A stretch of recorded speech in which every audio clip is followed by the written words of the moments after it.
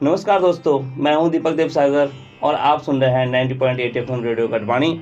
और आज जो हमारे मेहमान हैं, जो हमारे स्टूडियो में आ रखे हैं, वो हैं डॉक्टर रविंद्र नेगी जी। डॉक्टर साहब नमस्कार। नमस्कार सर। और जो सर आज जानकारी देंगे तो योगा के बारे में विस्तृत जानकारी देंगे, तो सुनते हैं सर की वाणी। तो सर आप अपना परिचय दे दीजिए और योग के बारे में जो हमारी पब्लिक है उनको बता दीजिएगा। नमस्कार सर जी, मैं डॉक्टर रविंद्र नेगी इलेक्ट्रोहोम्योपैथिक से एमडी हूँ और एमए योगा से हूँ। योगाचार्य हूँ भारत स्वाभिमान न्यास कोटद्वार ट्रस्ट में, जो पतंजलि से संबंध है। और पिछले 8 साल से हम पतंजलि भारत स्वाभिमान न्यास से जुड़े हुए हैं और तरह तरह के शहर में हमने कैंप लगाए हैं। और एक स्थायी क्लास अभी जो मैं दे रहा हूँ पिछले 7-8 साल से गुरु रामराय स्कूल पदमपुर में, सुबह 4:30 बजे से 6 बजे तक हमारी परमानेंट स्थायी क्लास चलती है। वैसे तो हमारी परमानेंट स्थायी क्लास कोटद्वार में 10 से 12 चलती हैं। समय समय पर हम अलग अलग जो क्लासेस चलती है उसमें आते जाते रहते हैं। हमारे सारे योग प्रशिक्षक शिक्षक उनको हम देखते रहते हैं, उन्हें ट्रेनिंग आगे जो एडवांस कोर्सेज हैं, ट्रेनिंग है, वो करवाते रहते हैं पतंजलि से। साथ ही हम सहयोग शिक्षक भी साथ में तैयार करते हैं। आज हमारी टीम के साथ 200-250 लोग योग सह शिक्षक बन चुके हैं हमारे साथ। और कोटद्वार की लगभग मैं समझता हूँ कि 70-80% जनता को योग के में जो रुझान आया है, सामने उनका इंटरेस्ट आया है, बहुत बढ़ चढ़ के लोगों ने योग में भाग लिया है जी। अभी आने वाले समय में ये पूरा योग सप्ताह चल रहा है और इस योग सप्ताह के अंदर बहुत सी संस्थाएं अपने अपने स्तर पे योग के क्षेत्र में कार्य कर रही हैं। इसी क्षेत्र में हमारे भारत स्वाभिमान ट्रस्ट के अंदर जो भारत स्वाभिमान न्यास है उसके अंदर महिला पतंजलि, किसान सेवा समिति, युवा भारत और जो हमारी पतंजलि योगपीठ की अलग टीम है, सब चारों संस्थाएं मिलकर काम कर रही हैं। और 21 जून को हमारा एक बहुत बड़ा जो त्यौहार बोला जाता है योग योगा, तो योग योगा जो त्यौहार है हमारा, वो 21 जून को मनाया जाता है। बड़े बेसब्री से हमें इंतजार रहता है इस दिन का। और मालवीय उद्यान में कोटद्वार के अंदर झंडा चौक से आगे मालवीय उद्यान में हमें 21 जून की परमिशन मिली हुई है, जिसके अंदर हम बहुत अच्छा कार्य करते हैं विगत कई सालों से। आयुष डिपार्टमेंट भारत सरकार का जो कार्यक्रम है वो भी हमारे द्वारा किया जाता है। लास्ट ईयर हमने सिद्धबली मंदिर परिसर में 1 हफ्ते का जो साप्ताहिक योग दिवस मनाया गया था, जिसमें कि मैं खुद उसको संचालन किया मैंने। और इस साल भी शायद उनका 1 दिन का वनडे कार्यक्रम है और सिद्धबली मंदिर परिसर में, तो हम देखते हैं उसको भी, साथ साथ हम उसको भी करते हैं। कई बार हम थानों में, कोतवाली में योगा डे मनाने गए, उनके साथ भी हमने पुलिसकर्मियों के साथ योग किया है। आर्मी के अंदर हमने लहजोन में काम किया है, योग के साथ काम किया है। गब्बर सिंह कैंप कोडिया में एनसीसी के बच्चों को जब भी कैंप होते हैं उनको समय समय पे उन्होंने हमको वहाँ बुलाया है और हमने उनको भी योग की ट्रेनिंग दी है। स्काउट में बच्चों को, एनएसएस के बच्चों को, विभिन्न कॉलेजों में बच्चों को समय समय पर जब भी किसी संस्था ने, स्कूल ने हमको बुलाया, हम तुरंत उनको योग से संबंधित जितनी भी जानकारी है, स्वास्थ्य से संबंधित, योग से संबंधित, हमने उन बच्चों में भी योग की जागृति फैलाई, साथ साथ उन बच्चों का मनोबल बढ़ा। और आज संपूर्ण जगह देखिए आप, भारत में प्रधानमंत्री से लेकर मुख्यमंत्री से लेकर आम जनता तक योग के लिए बहुत ही जागरूक रहता है। और सुबह उठते के साथ ही उसकी दैनिक दिनचर्या में योग को सबने अपना लिया आज की तारीख में। जी जी सर, जैसे आपने देखा ये जैसे यज्ञ चिकित्सा है, यज्ञ चिकित्सा के बारे में, योगाचार्य के बारे में आप कुछ जानकारी हमारे? जी जी जरूर। देखिए, योग के साथ साथ हमारे जितनी भी थेरेपी है जो प्राकृतिक चिकित्सा के अंदर आता है, तो योग हमारा सबसे पौराणिक चिकित्सा पद्धति है। योग के साथ ही हमारा जो पहले के ऋषि मुनि थे, तो उन्हीं के माध्यम से हम तक ये जानकारी पहुंची कि कैसे योग से लोग अपने आप को स्वस्थ निरोगी रखते थे। योग विद्या एक साधारण विज्ञान नहीं है, एक बहुत बड़ा गहरा विज्ञान है। योग विद्या के माध्यम से आपने देखा होगा कि पहले ऋषि मुनि हमारे जो योगी थे, तो हम यही समझते कि शायद योग उन्हीं के लिए बना है जिनके घर बार नहीं है, जिनकी शादी नहीं है, जो जंगलों में रहते हैं, जो गुफाओं में रहते हैं, शायद योग उन्हीं के लिए। हम भी जब तक अनजान थे तो हम भी यही समझते थे। पतंजलि योगपीठ के द्वारा स्वामी रामदेव जी ने जनमानस में योग की जो जागृति फैलाई, जो उन्होंने एक आम जनता को योग के बारे में बताया गया कि योग कैसे है। एक आम आदमी, एक रिक्शा चालक से लेकर बैंक मैनेजर से लेकर हवाई जहाज चलाने वाला, एक सबके जीवन में योग की धारा को उन्होंने कैसे प्रवाहित किया। तब धीरे धीरे हमें पता चला कि योग उनके लिए नहीं, एक गृहस्थ आदमी भी योग के लिए बना हुआ है। और योग ही भगवान श्री कृष्ण ने कहा है कि अपने संपूर्ण कुटुंब को अच्छी तरह से संचालन और पालन करना, साथ ही स्वस्थ रहना, एक सबसे बड़ा योग प्रक्रिया है। योग के माध्यम से हमें देखा कि जब शुरू में आज से 8 साल पहले भारत स्वाभिमान न्यास में उस समय अमित सजवाण जी यहाँ जिला प्रभारी थे, जिनके माध्यम से हमको योग से जोड़ा गया। तब हम की पहली बार हमने गतिविधियाँ देखी योग की। उसके बाद हमें योग शिक्षक बनाया गया पतंजलि के द्वारा। फिर हमने वहाँ से पढ़ाई करके एमए योगा किया, मास्टर डिग्री की, फिर योग की हमने विभिन्न जानकारियाँ ली। उसके अंदर हमने देखा प्राकृतिक चिकित्सा के अंदर जल चिकित्सा, मिट्टी चिकित्सा, वायु चिकित्सा, यज्ञ चिकित्सा, किस तरह से के एक साधारण सी चिकित्सा है जो जाने अनजाने में आपके इतने रोगों को ठीक कर रही हैं कि आपको पता भी नहीं चलता कि ये कैसे हो रहा है। आप मानो ना मानो, यज्ञ चिकित्सा के बारे में थोड़ा सा आपको जानकारी देता हूँ। यज्ञ चिकित्सा हमारी एक हवन थेरेपी है, जैसे हवन चिकित्सा होती है जी। साधारण घरों में। जैसे हम कभी भी अपने घर में पूजा पाठ करते हैं, हवन करते हैं, किसी नवरात्रों में हवन करते हैं, मंदिरों में हवन करते हैं, तो उसको यज्ञ चिकित्सा का नाम दिया गया है इस आयुर्वेद में के साथ साथ योग विद्या में। यज्ञ चिकित्सा के अंदर जितनी भी संभावित हमारी जड़ी बूटियाँ उसके अंदर आती हैं यज्ञ में, उनके माध्यम से वायुमंडल में इतना ऑक्सीजन का प्रभाव बढ़ता है, धारा प्रभाव बढ़ती है कि ऑक्सीजन का लेवल बहुत ज़्यादा बढ़ जाता है। आप देखें, जहाँ भी ऑक्सीजन का धारा बढ़ेगी आप स्वस्थ होते चले जाएंगे, निरोगी होते चले जाएंगे। फिर जो भी उसमें हमारे जितनी भी यज्ञ चिकित्सा के अंदर जो जड़ियाँ हैं वो एक औषधि के रूप में हैं। उस औषधि से निर्मित जब यज्ञ में जलने के बाद भस्म होने के बाद वो एक धुएँ के अंदर आती है, तो आप समझ सकते हैं कि वो आपकी सांसों के माध्यम से आपके संपूर्ण शरीर में प्रभावित कर रही हैं और आपकी पता नहीं कितनी बीमारियां दूर कर रही हैं। पिछले ज़माने में जब हमने पढ़ा किताबों के माध्यम से, ऋषि मुनियों के माध्यम से हमें पता चला कि जब कोई महामारी चलती थी, अभी जैसे कोरोना चली, पीछे पहले भी बहुत महामारियाँ चलती थी, ऋषि मुनि अपनी यज्ञ चिकित्सा के अंदर, सपोज मैं आपको एक छोटा सा उदाहरण देता हूँ कि अगर आपको बुखार है या कुछ इस तरह की बीमारी चल रही है जिसकी चिकित्सा विज्ञान के अंदर सपोज गिलोय एक औषधि है, तो गिलोय खाने से उतना प्रभाव नहीं पड़ेगा जितना यज्ञ चिकित्सा में। गिलोय को हम यज्ञ चिकित्सा में डाल देंगे, गिलोय का जब उसके साथ यज्ञ के साथ मिलकर उसका धुआं साथ में आएगा, वो सांसों के माध्यम से जो आपके शरीर में जाएगा, तो मैं समझता हूँ, जो मैंने पढ़ा है, जो मैं जानता हूँ कि गिलोय पीने से जल्दी सूंघने से ठीक आप हो जाएंगे। तो यज्ञ चिकित्सा के अंदर हम आप कई रोगियों को अपने बताते हैं, अपने क्लिनिक में बताते हैं, अपने थेरेपी में बताते हैं, अपनी क्लास में बताते हैं कि आप आयुर्वेदिक की कोई भी दवा करें और अदर्स नहीं। ऐसा नहीं कि आप एलोपैथिक दवाई डाल दें योग में, वो जहर बन जाएगा। सिर्फ आयुर्वेदिक, तो आयुर्वेदिक की जितनी भी जड़ी बूटियाँ हैं जिस बीमारी के लिए उन्होंने बताई गई हैं, आपको कुछ बीमारी से ग्रसित है, आप उसको उस रोग के लिए निवारण के लिए ले रहे हैं, तो अपने घर में एक छोटा सा हवन कुंड रख लीजिए, अपने सिराने के बगल में रखिए, सुबह शाम उसमें थोड़ा कपूर डालिए और थोड़ा लोमान गूगल के साथ में पीपल आम की लकड़ी के बीच में उस चिकित्सा के जो आप दवाई ले रहे हैं उस दवाई के थोड़ा सा मात्रा उस हवन चिकित्सा में डाल दीजिए। आप जिस रोग के लिए जो दवाई ले रहे हैं, तो जैसे ही आप उस हवन चिकित्सा के अंदर उस दवाई को रखेंगे, तो आप दिन दुनी रात चौगनी तरक्की बोलते हैं, बहुत जल्दी स्वस्थ होंगे। यानी इंटरनल ब्लड में तो आपके वर्क हो ही रहा है जो आप खा रहे हैं। जैसे सांसों के माध्यम से ऑक्सीजन में मिलकर आपके सांसों के माध्यम से चलेगा लंग्स के अंदर, तो ऑक्सीजन का जो वेग बढ़ेगा, संपूर्ण शरीर में धारा प्रवाह होगी, तो उससे आप और जल्दी ठीक हो जाएंगे।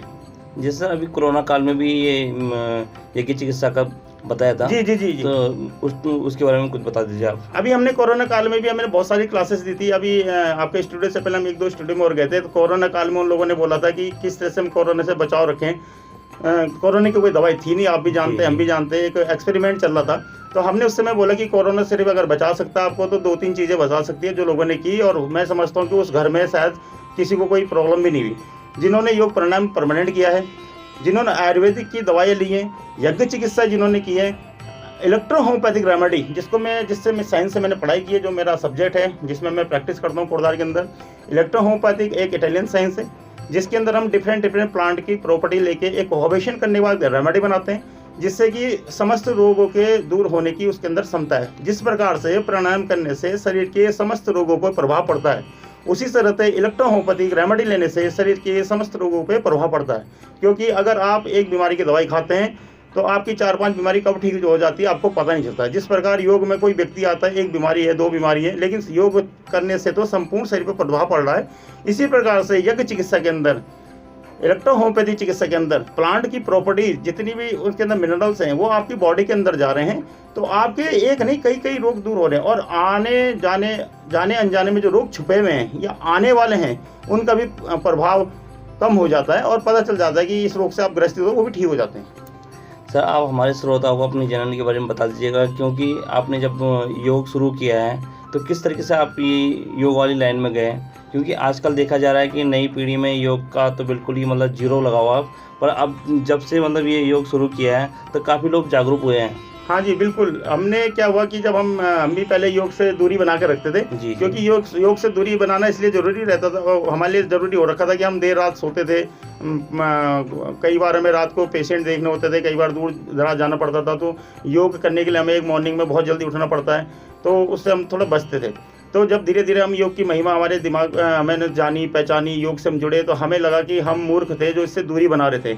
आज हम योग से इतने ज़्यादा जुड़ चुके हैं कि आम आदमी को भी इससे जोड़ने में लगे हुए हैं। आए दिन सुबह शाम सबको योग के बारे में बताते हैं।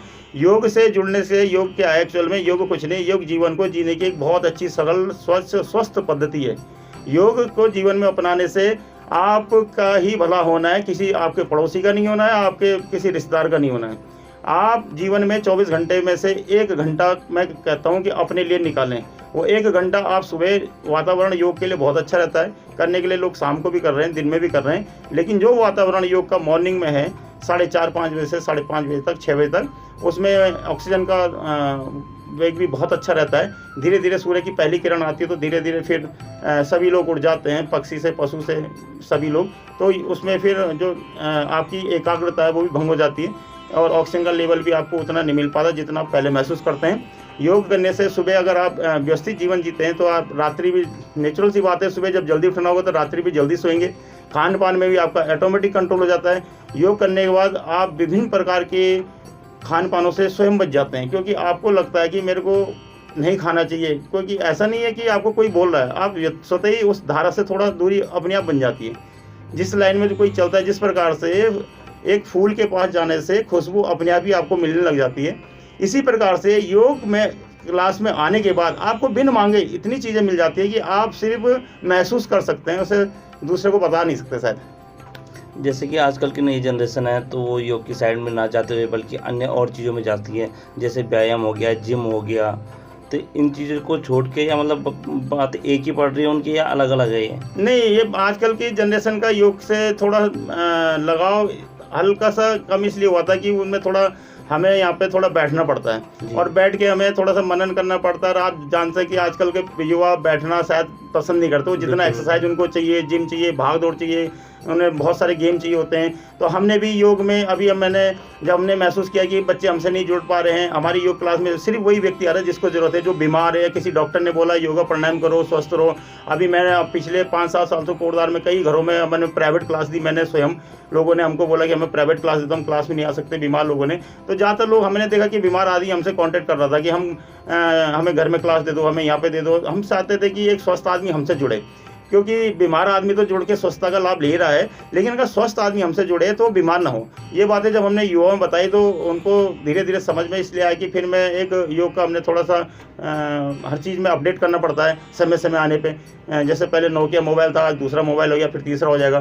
तो इस तरह से योग में भी हमारे धीरे धीरे हम अपडेट करते चले गए। जब हमने जितना पढ़ा, अपने गुरु से सीखा, दाएँ बाएँ क्लासों से सीखा, तो हमने उसमें पावर योग को मैंने सम्मिलित किया। कोटद्वार में पिछले 4-5 साल से पावर योग मैंने सम्मिलित किया। जब पावर योग का एक नया नाम ही उसका पावर था, तो वो बेसिकली युवाओं के लिए था, जिसके कि कोई डिजीज़ ना हो, कि उसका हार्ट ना हो, हार्ट बिल्कुल सही हो, बीपी ना हो, डायबिटिक ना हो, उसको कोई कैंसर ना हो, कोई बड़ी बीमारी ना हो। तो उसके लिए हम उसको पावर योग को मैं स्पेशल ट्रेनर रहा हूँ और पावर योग के नाम से मैं जाना गया है कि पावर योग को मैंने यहाँ पे जब यहाँ पे रखा, यहाँ पे तो बहुत सारे युवा जुड़े, उससे उन्हें खूब आनंद आया। उसके अंदर हमने योग की विधा ही बदल दी, उसमें एक्सरसाइज से लेके, जिम्नास्टिक से लेके, और जो प्राणायाम भी था हमारा, पावर प्राणायाम करने से, सो स्पीड से, तो युवाओं को उसमें बहुत आनंद आया। तो फिर धीरे धीरे जब हम कैंपों में गए तो बच्चों ने उसके बहुत आनंद लिए और उसके बाद वो काफ़ी लोग अपने अपने आज योग के क्षेत्र में पढ़ाई भी कर रहे हैं। कोई एमए योगा से दाएं बाएं कर रहा है, कोई विदेश निकल गया, कोई कोचिंग कर रहे हैं, चला रहे हैं, अच्छा है इसमें। जैसे सर अभी 21 जून का हमारा योगा दिवस है, तो उसके बारे में मतलब जो आप लोग कर रहे हैं यहाँ पे, कितनी आपकी टीम है, कितने लोग यहाँ पे योगा करवाते हैं, तो आपकी कितनी शाखाएँ हैं यहाँ पे?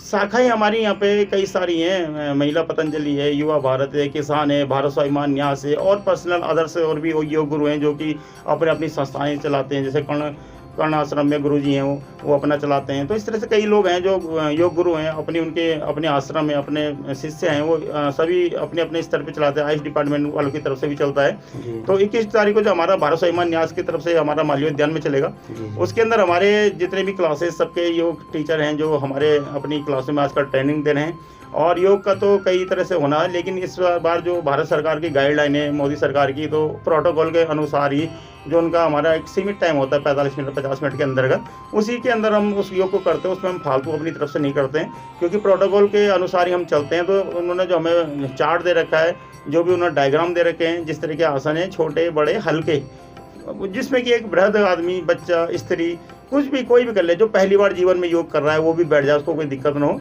कोई बीमार आदमी भी कर सकता है उसको, पहली बार जो करता है साल भर में कि चलो आज योगा डे, मैं भी इस त्यौहार में सम्मिलित हो सकता हूँ, अपनी आहुति दे सकता हूँ, तो वो भी आके बैठ सकता है। तो वो एक ऐसा प्रोटोकॉल बना रखा कि उसमें शायद किसी को कोई प्रॉब्लम नहीं होती। हाँ, बस आदर्श डे में जो हम योग क्लास देते हैं, तो हम according to age, disease, situation क्या है, उस हिसाब से हम क्लास देते हैं। उनको क्या ज़रूरत है, किस बीमारी के अनुसार योग, रोग अनुसार योग, फिर हम ऐसा कराते हैं। किसी को मोटापा कम करना है, किसी का थायराइड कम करना है, किसी का डायबिटीज कम करना है, तो अलग अलग बीमारी आजकल है, एंजाइटी है, माइग्रेन है, उसको किस तरह से ठीक करना है, योग प्राणायाम से हम कैसे बीमारी को कंट्रोल करते हैं। तो रोग अनुसार योग हम फिर क्लासेस में भी देते रहते हैं।